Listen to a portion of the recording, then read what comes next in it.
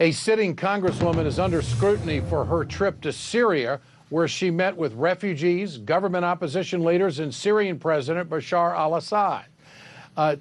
Tulsi Gabbard of Hawaii is calling on the United States to stop what she calls the regime change war in Syria.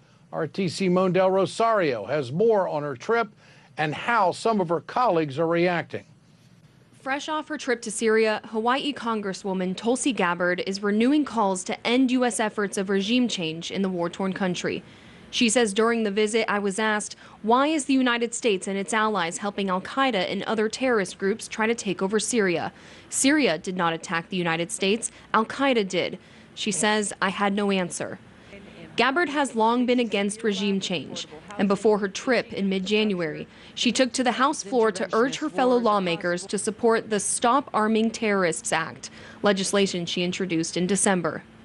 The fact that our resources are being used to strengthen the very terrorist groups we should be focused on defeating should alarm every American. I urge my colleagues to support this bipartisan legislation and stop this madness.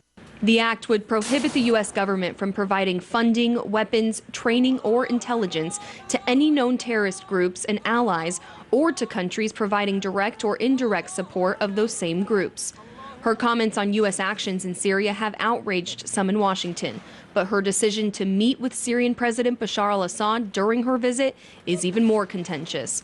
Ken Good from Center for American Progress tweets, it's utterly disgraceful that Tulsi Gabbard meets with Syrian government during war in which it continues to slaughter civilians. Illinois Congressman Adam Kinzinger says, by meeting with Assad, Tulsi Gabbard has legitimized his dictatorship and his genocide. It is beyond reprehensible. And Washington Post columnist Josh Rogan says Tulsi Gabbard says the Syrians she spoke to all support Assad.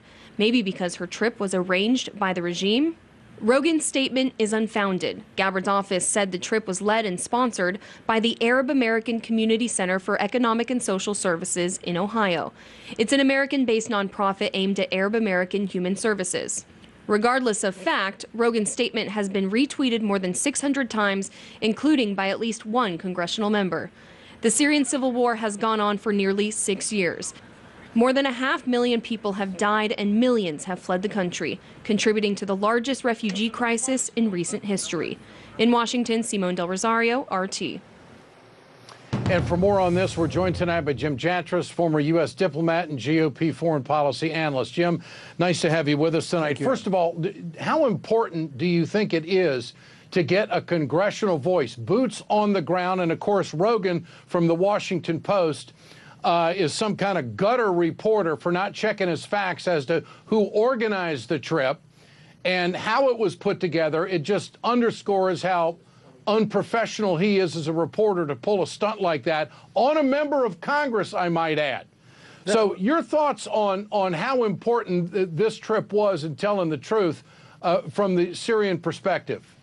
Ed, I think it's huge, and I think that explains a lot of the nastiness that's going on here. Let's remember, Tulsi Gabbard is not just any member of Congress. She's a very progressive Democrat, but on the other hand, and a freshman and a veteran, but on the other hand, she was also one of the first people that Donald Trump called up to talk to about foreign policy after he got elected, and I do hope he will call her back to hear firsthand about her experiences there. I mean, she knew when she went that she would be trashed by these people who, let's be honest, have been supporting and cheerleading for these terrorist groups that she wants to stop arming with her bill. I mean, to think that here we are 15 years after 9/11 and it's controversial somehow to stop sending weapons to people like al-Qaeda. It just shows how messed up the policy is that she is criticizing.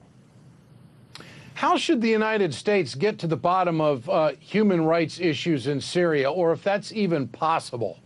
You know, on one level, it is impossible that when you have a war like this, a lot of nasty things are going to go on both sides. There's no nice way to fight a war like that. But I give the benefit of the doubt much more to the government because I know so many Syrians myself who are from all different communities in Syria and are strong defenders of the government versus people we know are jihadists. They come with a Salafist ideology. You know, we know what ISIS does, burning people alive, taking sex slaves, that there is a moral difference between the two sides. What's amazing is that the establishment is on the side of the terrorists, and that's what Tulsi Gabbard is criticizing.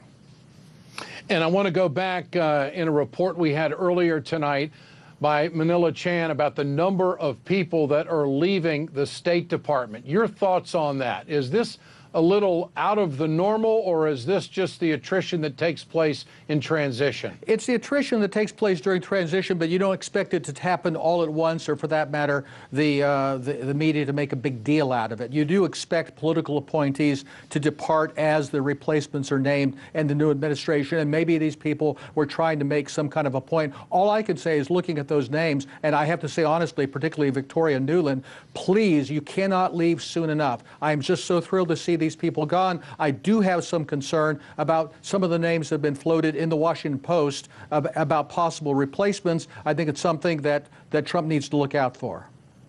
Okay. Jim Jatras, thank you. Thanks for joining us tonight.